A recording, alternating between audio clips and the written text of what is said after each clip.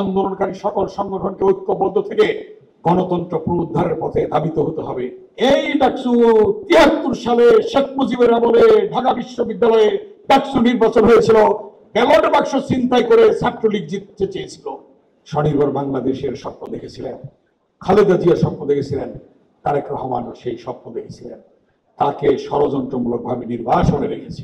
ইনশাআল্লাহ যত দ্রুত সম্ভব আমাদের মাঝে ফিরে আসবেন এবং এই বাংলাদেশের নেতৃত্ব দেবেন।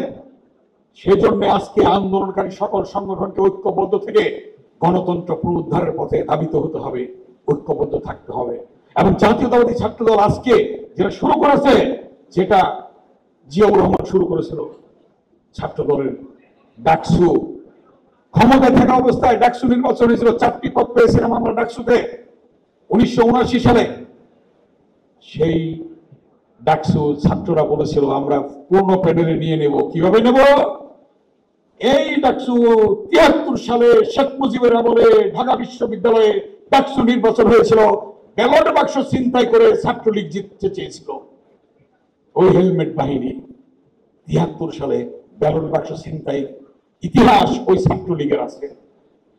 তার বিপরীতে ছাত্রদল নির্বাচন করে সর্বশেষ পূর্ণ প্যানেলে ডাকসুতে জয়লাভ করেছিল। কি জন্য?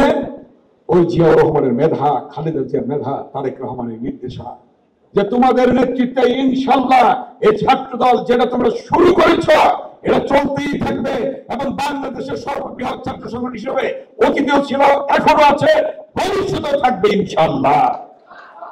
এবং শত আন্দোলনের সূতিকাগার এই ঢাকা বিশ্ববিদ্যালয়ের অপরাজয় বাংলা, এই অপরাজয় বাংলায় দাঁড়িয়ে তোমরা শপথ নেবে, ছাত্রদল শপথ নেবে ইনশাআল্লাহ বাংলাদেশের গণতন্ত্র পুনরুদ্ধারের জন্য। অকাতরে তোমাদের সাথে যদি আমাদেরকে জীবন দিতে হয় আমরা জীবন দেওয়ার জন্য প্রস্তুত আছি।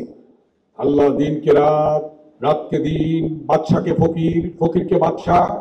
রাজ্য দান করেন, রাজ্য কেড়ে নেন, সম্মান দান করেন, সম্মান কেড়ে নেন। পৃথিবী সৃষ্টি করেন, পৃথিবী ধ্বংস করেন। জীবিতকে মৃত করেন, মৃতকে জীবিত করেন। কে করেন? আল্লাহ। সে আল্লাহ করেছে। আজকে ভাবছিল প্রতি 5 বছর পর পর নির্বাচন হবে, দিনের ভোট রাতে হবে, উনি দেশ চালাবে, ফ্যাসিস্ট খনি শেখ হাসিনা। এগিয়ে চলুন জোরসে, আমার হচ্ছে লুঙ্গি, রপ্তানিতে শীর্ষে, বিশ্বমানের লুঙ্গি। কিন্তু আল্লাহ তাআলা এমন ব্যবস্থা করলো, সেই ইলিয়াস আলী সহ যাদের গুমের বিনিময়ে শত শত জাতীয়তাবাদী দলের অঙ্গ সংগঠনের শৈশব নেতাকর্মী রক্তের বিনিময়ে, সর্বশেষ ছাত্র জনতার রক্তের বিনিময়ে আমরা পেলাম সেই কাঙ্ক্ষিত বাংলাদেশ। যে কথাটি বলেছিলেন আরো 4 বছর 5 বছর আগে তারেক রহমান, দেশ যাবে কোন পথে, ফয়সালা হবে রাজপথে। রাজপথে এই ফয়সালাটা কি রাজপথে হলো না? সেটা হয়েছে কিনা বলেন?